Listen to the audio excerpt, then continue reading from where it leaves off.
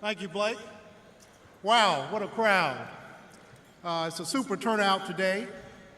Now, last night I was looking online. I thought with a crowd like this, I need a good joke to start things off, but really couldn't come up with anything after I figured reading a joke just doesn't have the same zing as if I knew it from memory, so I guess I'll just have to hold off on that. Thank you for making this a truly remarkable red letter day for MEC. And at the outset, I'd like to make three sets of acknowledgments. First, I'd like to thank Blake and the entire MEC staff for their great commitment and organizational skills. This annual meeting is one of our signature events, along with Hobnob in the fall and Capitol Day in January. And the staff does an outstanding job of planning and putting on these events in a first-class fashion, along with their everyday day jobs of delivering valuable services to our members. So please join me in giving our staff at MEC a big round of applause.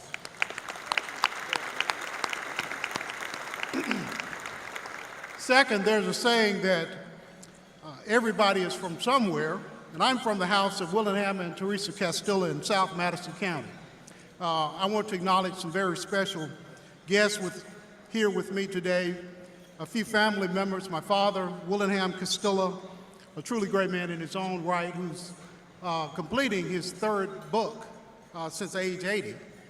My sister, Dr. Magolia Castilla, in emergency pediatrics at UMC, and my youngest sibling, Kimara Castilla, who works with JPD here in Jackson. Also, some very close friends who are here that I won't call by name, but thanks to all of them great supporters. I'd like to finally thank my Butler Snow colleagues for their presence here and the firm for its great support of me and of MEC over this last year.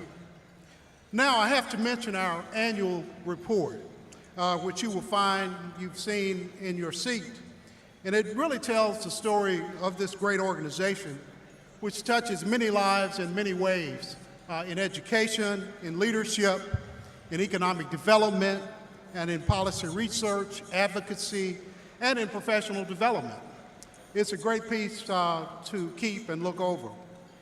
As chair this past year, I've had the privilege of working with the leadership of our state and with MEC members, business and community leaders who play a key role in their hometowns across this great state. MEC this year reached out more than ever before with our regional roundups that were held in some 27 communities. But we added another dimension this time, and after each roundup, we held at least a 1-hour open-ended roundtable discussion with community leaders. And this process gave us some real insight into the challenges and opportunities facing communities both large and small.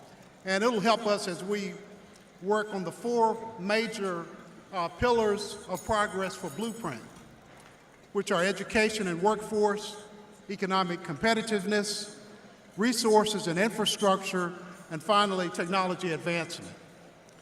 This year, we also made some real progress in positioning Mississippi's competitiveness by partnering with the Mississippi Economic Development Council and the Mississippi Partnership for Economic Development to provide a useful study to the Mississippi Development Authority.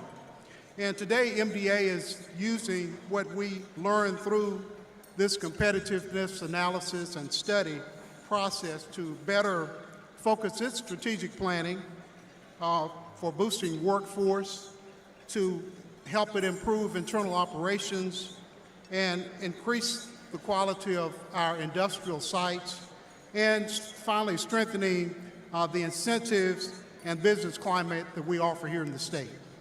And all of that was another part of the key effort undertaken under the umbrella of Blueprint Mississippi.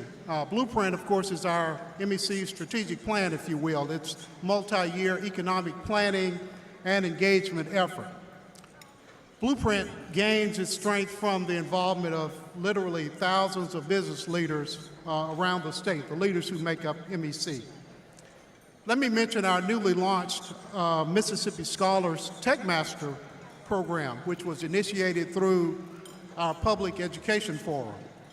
In just its first full year of operation, the Techmaster program is recognizing high school students who take a career course of study, recognizing them in the same way that we recognize those who take an academic path.